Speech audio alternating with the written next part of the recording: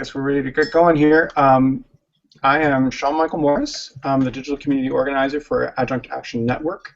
And this is the second in a series of conversations that the network has planned featuring prominent voices in the adjunct movement. For those of you who aren't aware, Adjunct Action is the adjunct outreach arm of the Service Employees International Union. The Adjunct Action Network is a member-driven effort to raise the standards in higher education and the teaching profession. Our philosophy is that the more people we reach, the more change we'll affect. So our guest today is perhaps one of the most important voices in the adjunct movement.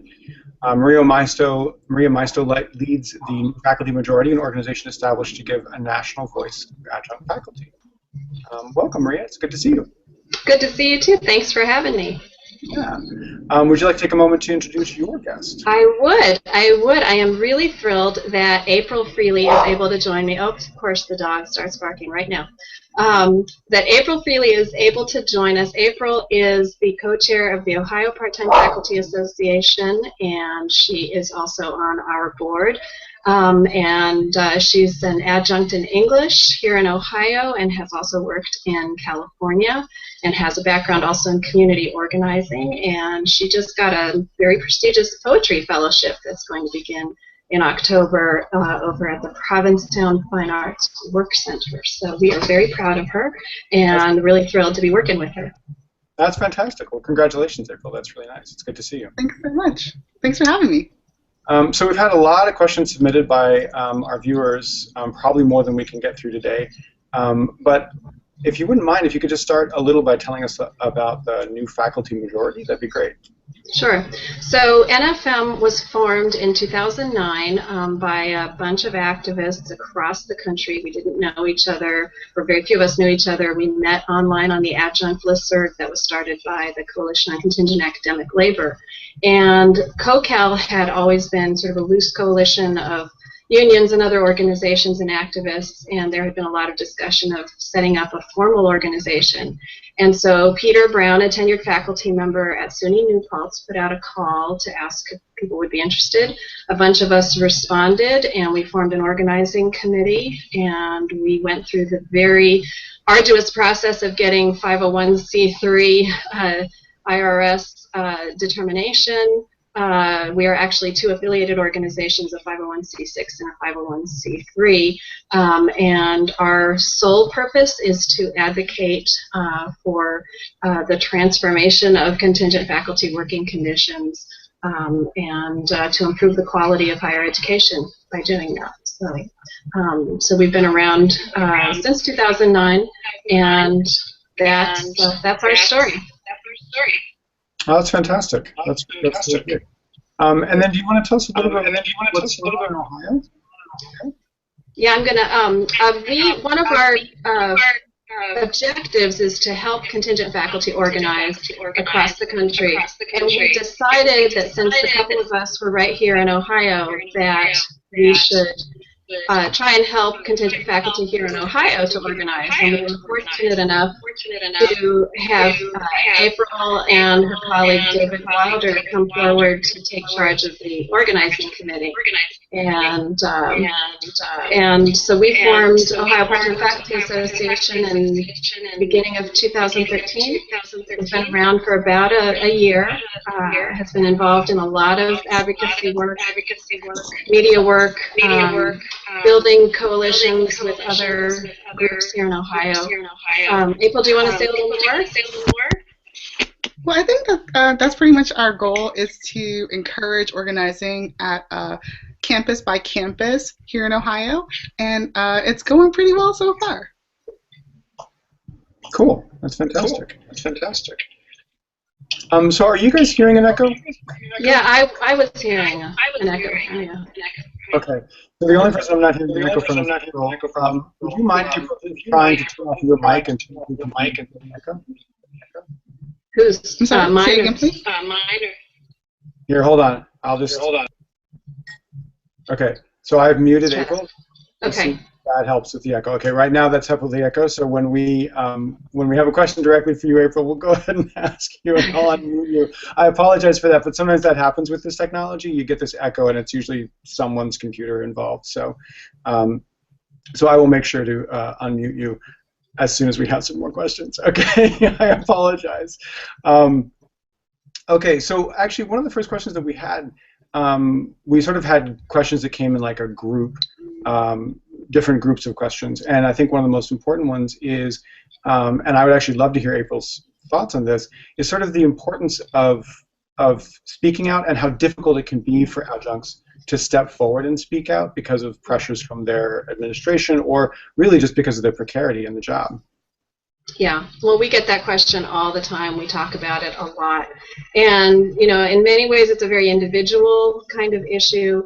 But one thing that we've learned is that, you know, two things have to happen. One, you have to make an individual decision. You have to decide the point at which you are ready to speak out. And for some of us, for me at any rate, I realized I really didn't have much to lose. I wasn't getting anywhere. Nothing was getting better. You know, there's the old freedom is nothing left to lose, right? So mangling Janis Joplin here.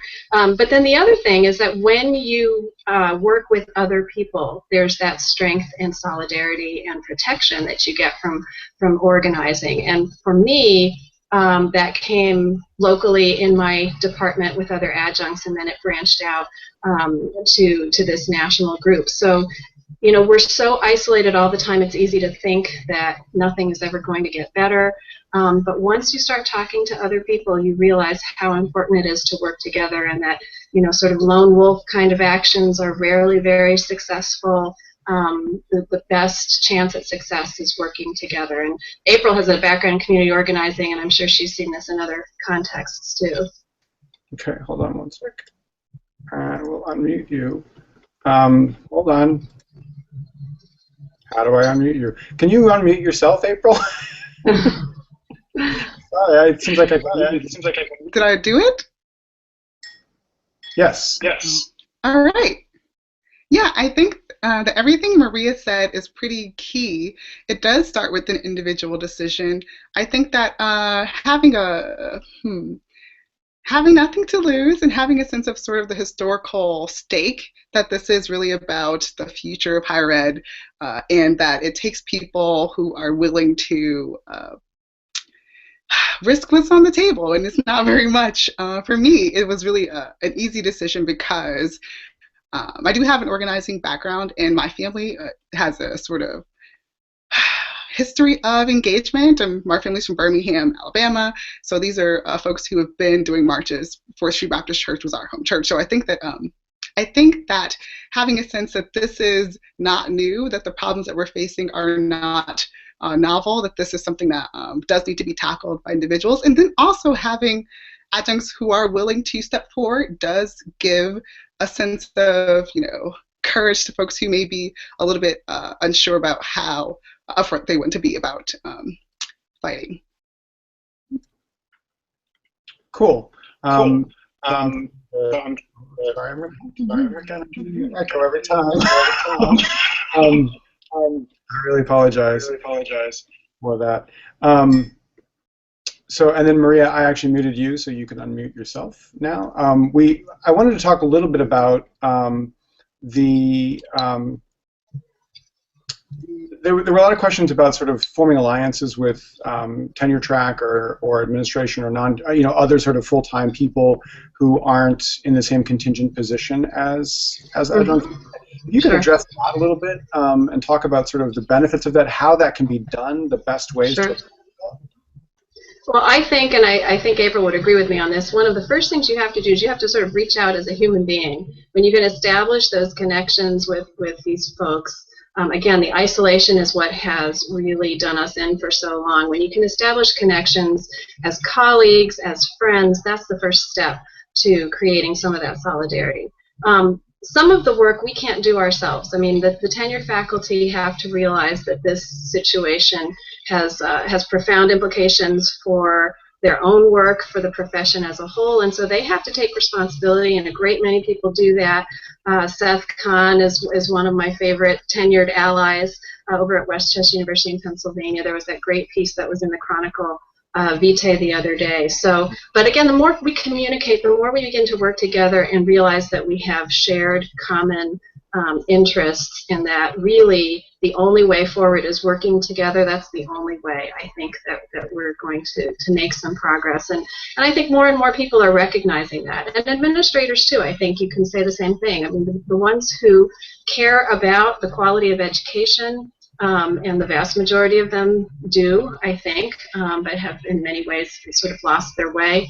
But they're looking. They're looking for ways to sort of find their way back, and so that's one of the things we're trying to do at NFM. That's one of the things that the Delphi Project on the Changing Faculty is trying to do. It's one of the things that the unions are trying to do. So again, just sort of trying to get reconnected to our common goal of trying to improve the quality of education, our common concern for our students and our profession.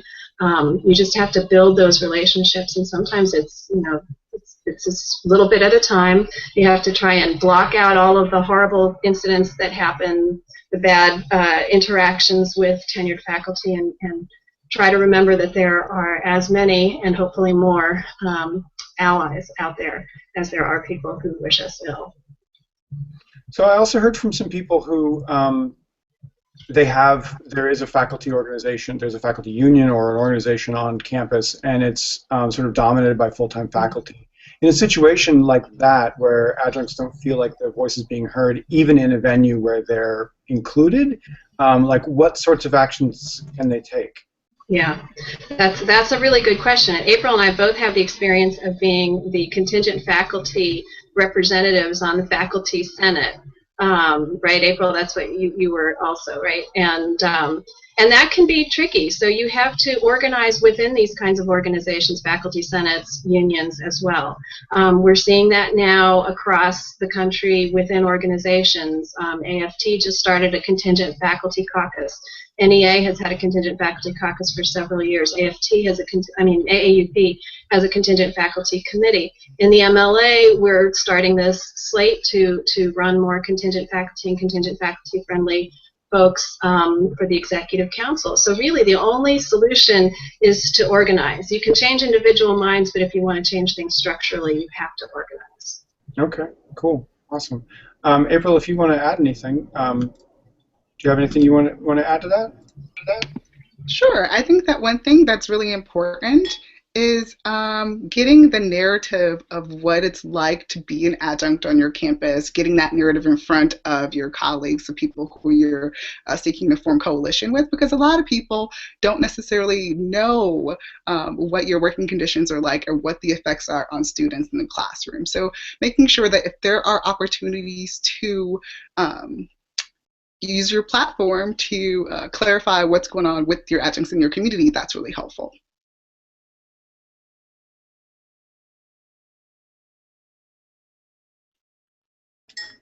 Sorry, I was still muted. that was fantastic. I thought maybe we had solved our echo problem, but actually I was just muted.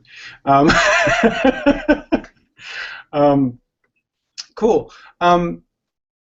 So in terms of Maria, this will be for you, and you are again muted, so you'll have to unmute yourself. In terms of then taking action and organizing, what are some of the first steps, some of the most important steps that people can take in terms of doing that? And specifically, if you could speak to the sort of benefits or drawbacks of core and adjunct faculty within the same union, that would be great. So Maria, okay. So you mean in terms of trying to organize within a union, or trying to organize a union, a standalone union? What exactly? Yeah, I think I'm not sure actually. That was a question from one of our viewers. They just had asked literally, like, can you speak to the benefits or detriments of core and adjunct faculty within the same union? That might be sort of on campus. I'm not sure. Yeah, in a wall-to-wall union. Because I was going to say, if you were talking about a standalone union, one of the things that we did, and what we're actually, April is in charge on our board of our organizing toolkit that we're getting ready to release soon, which will have a lot of advice and resources for contingent faculty seeking to organize. And one of the first things that that you really want to try and do is make sure you have a core group of people who can meet regularly, who can communicate effectively. You want to make sure that you're clear about what your sort of operating procedures are going to be. Do you have have you elected the leaders that you want to elect? At our very first meeting of OPTFA, we asked who was interested in co-chairing the organizing committee, and David and April stepped forward, and we're working towards setting up our bylaws and everything, and setting in governance structure. So it's really important to have all of that spelled out, and because that helps everybody. In terms of being in a wall-to-wall unit, I've never been in a wall-to-wall unit here in Ohio. In any kind of a union here in Ohio, we face considerable obstacles to organizing. What my colleagues in wall-to-wall unions tell me, though, is that again, it's a question of really getting together, forming that caucus, forming that committee, making clear what your objectives are, what kind of relationship you want to have to the larger group, connecting to colleagues across the country who have done this as well and who can give you advice. That was really key for many of the folks who have been trying to organize within their unions or professional organizations, whatever, talking to people who have done it and learning from that. That's one of the big benefits that organizations like NFM and Adjunct Action can provide to adjuncts across the country is providing those resources so that we're learning from each other. We're sharing resources, we're sharing advice, we are just being there for each other. So I think, April, I don't know, you had some experience in California, April, so did you want to talk at all about that? I can't remember if you were involved in your union there or not. You covered everything that I would have added. That's great. Okay, cool. In situations where it might be very difficult for people to organize, and actually I'd also really like to talk a little bit about how you think the best way for adjuncts to connect with one another is, like how, I mean, Adjunct Action is working on it, NFM has been working on it. There are still adjuncts out there who don't know that either of those things exist. They don't necessarily know that each other even exists on campus with one another, like how they even begin to communicate with one another. But then alternatively too, like in certain situations where organizing may be impeded in certain ways, or if adjuncts maybe are just trying to get some kind of action going on their campus, are there other models? This is actually a question from a viewer asking, is there a way to create a full-time model without benefits or obligations, that sort of thing? Just basically trying to reframe the whole adjunct job. So those are actually two very different questions, but if you wouldn't mind sort of addressing either of those. And again, Maria, you are muted, so. Okay, so I'll start with the last one first, just because I know that the Delphi project has been talking to a lot of different higher ed groups about sort of different conceptualizations of faculty work. There are people who say that maybe the route to solving this crisis is creating more full-time non-tenure track positions. I think that we really have to have a discussion about what we lose when we lose tenure, and to sort of reconnect to what tenure is really all about. Tenure tends to be a very controversial topic, as you know. What does it really mean? It means access to academic freedom and due process. Who can object to that, right? So in whatever reconceptualizations there are, we have to remember what's really at the core of faculty work. And I think that those conversations are happening, and we as a contingent faculty community have to make sure that we're aware of those and connected to those. So that's why we shouldn't just talk among ourselves. We should really be as well read as we can be about what's happening in higher education, because that's where sometimes decisions are made and we don't have input, not just because we're not invited, but because we don't, sort of find out about it and go banging on the door and demanding to be included in the conversation. So we have an obligation to really educate ourselves about what's going on and get involved in those conversations. So yeah. So, and I've already forgotten the first part of the question, so you'll have That's to. okay. Actually, I want to frame it a different way too. Yeah. So I'm an adjunct, say, and I'm working at 3 different universities, and trying to make ends meet. And you know what? I have my kids at home, and I have lots of things going on. And you're another adjunct who really wants to organize. And I'm like, you know what? I don't have time to make dinner, much less organize. How are you going? Like, what do you say to me to try to get me to rally to this? You know, to try to because I think this is a really important aspect of the adjunct situation, is that so many of them just don't even have time. They're grading thousands of papers a week, and they don't have the resources, the sort of energetic or time resources to commit to this. So how do you approach that? Well, yeah, that's an excellent question, and that's actually one of the reasons that NFM exists. Is the whole idea behind it was if you have a full-time organization that's just focused on this issue, you know, that's one of the ways that we can provide that support. Because what happens a lot of the time in individual places is that someone gets really motivated, inspired, has a lot of energy, goes out and does fabulous organizing work, and then burns out. And then that's the end of that organizing work, and you don't have the structures in place. So again, that's what we're trying to do, is help put those structures in place so that the burden doesn't fall on just 1 or 2 people, so that you have the resources there, and people learn how to take on just enough of the work so that it can all be shared.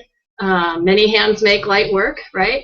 So it's that idea of realizing again that we're a community, that we all have to be working together. That there are times too. It's not a. I'm sorry, I'm speaking in so many cliches now, but it's not a sprint. It's a marathon, and it's not an individual race. It's a relay, and all of that. So and you know, a lot of that is going to come just from going out and meeting other people and doing the work of building those relationships, and realizing, I think, that that we're now part of a movement, and that everything that we do is contributing to that movement and moving it forward. Because I think that that's part of the problem. It's not as much, I think, an issue of time and resources a lot of the time as it is a sense of fatalism, that nothing that I do will ever change anything. So again, we have to stay connected to what's going on nationally, locally.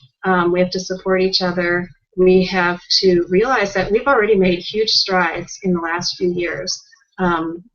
You know, all of the organizing that SEIU has done in the last year and a half, and other unions now are starting to do it again more, has been absolutely inspiring, and we have to sort of return to that, I think, and realize that this is happening, and that we've got to sort of catch that wave and go with it. So that's what I think. April, I think that some of what you've had to do, because I think you're on campus more than I have been this past year. So, and you've been on more than one campus. I was only on one campus. So, maybe you can speak to what you do when you're even more divided among different campuses.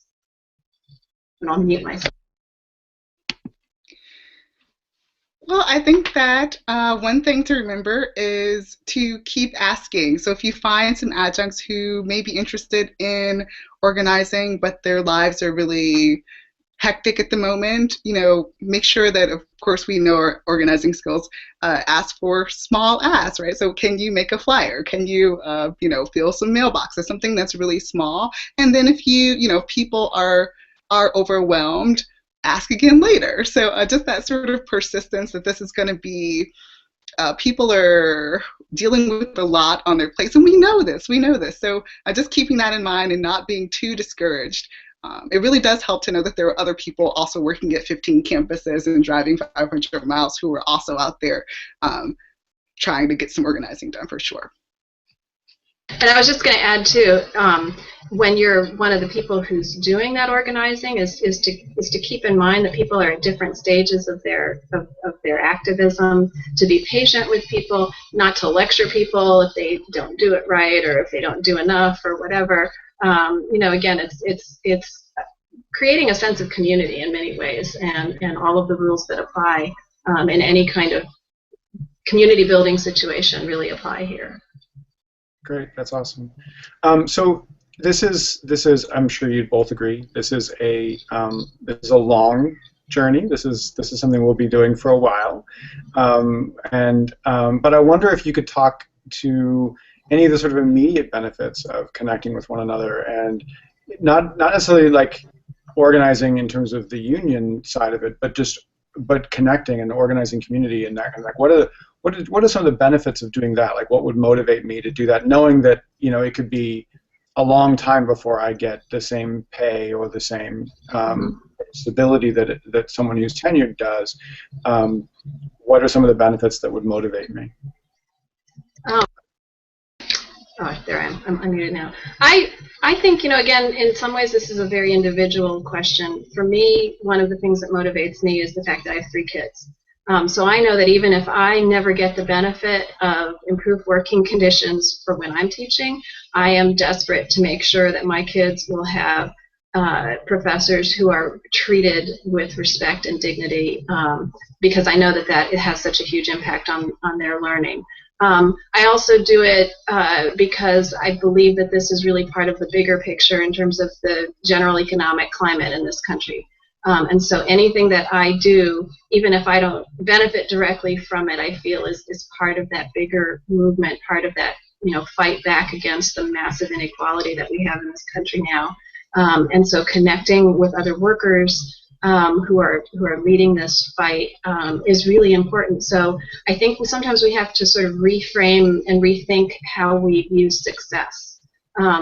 We may not see success in our lifetime, but we may be part of creating really small but very, very, very important successes. And I think we have to remember that and help and let that motivate us. Which doesn't mean to say, again, I don't want to make it sound like it's justifying a kind of fatalism at all, because I would like to see everything change in my lifetime, and I would like to benefit from it. But but sort of keeping that perspective, I think, is important. Mm-hmm. April, you have anything to add? Sure. I'd just like to add that we're thinking about students in the classroom, and it's really helpful for an immediate gain to know that I can go into the classroom and I am supporting what education should be, and I can talk about how to mobilize, how to organize, because these are the barriers to higher ed right now. These are things that my students are going to face when they go into the workforce. All these issues about speaking truth to power, all of these are things that my students are going to need to know how to implement and be able to recognize. So it does help me to know that I'm doing work that not only is helpful for my peers, but also that is fuel for what goes on in the classroom. That's great. And actually, speaking to students, we only have a couple minutes left, but speaking to students, I know that there's been a lot of examples of students showing support for the adjunct movement.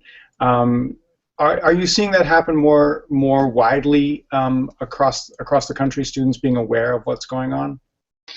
Yeah, absolutely. We're seeing a lot of that. United Students Against Sweatshops is one of the groups that is student groups that is among the most organized and the most knowledgeable about the contingent faculty situation. Same with the U.S. Student Association, and then an awful lot of local groups. When there's adjunct organizing on a campus, as happened at American University a couple of years ago with SCIU, the students really mobilize. They did at Georgetown. They often mobilize because their professors are the ones who are directly affected. And then our job, I think, is to help connect them to these bigger movements.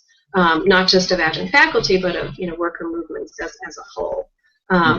So that's I think that the students are definitely out there. They're working on this, and we've seen that here in Ohio too. That's fantastic. It's really great, because when I was an adjunct, I felt like I was kind of behind the wall. Like no one really even knew I was an adjunct. They didn't know. I remember when I was even as a grad student teacher, my students were like shocked when they found out I wasn't going to continue teaching after my 4 semesters of grad time. Like that was it. Like, what? Don't you have a job? So yeah, I'm glad that is being made more transparent. Yeah, absolutely. And we're working on it and trying to make it happen even more widely. So that's great. Well, we only have a couple like a minute left or so. So are there any last thoughts that you'd want to leave anybody who's watching? I would just say, keep plugging forward. Joe Barry, one of the things he'll often say, he'll sign off an email after we've had this long conversation about something, and he'll just say, onward. And I think about that a lot. I just, you just have to keep plugging forward. You just have to keep moving forward. Take rests when you need them. Fortify yourself when you need them. Don't forget to nourish yourself, because you're in this for the long haul. Support your colleagues. It's really about the big picture. I'm sorry to be speaking in such platitudes, but but they're really all true. This is what we have to do. April, don't you think? Okay. Well, fantastic. We are actually out of time, so we've got to wrap up. But thank you, everyone who was viewing this. Thanks for joining us, and especially thank you, Maria and April, for making time to chat. One quick reminder, the Adjunct Action Network is member-driven, so if you'd like to continue seeing conversations like this one take place, please head over to adjunctaction.com and join the effort. So thanks so much, and it was really, really great speaking with both of you. Thank you. Check us out at NFM too. Thank you. Take care. Okay, bye-bye. Bye.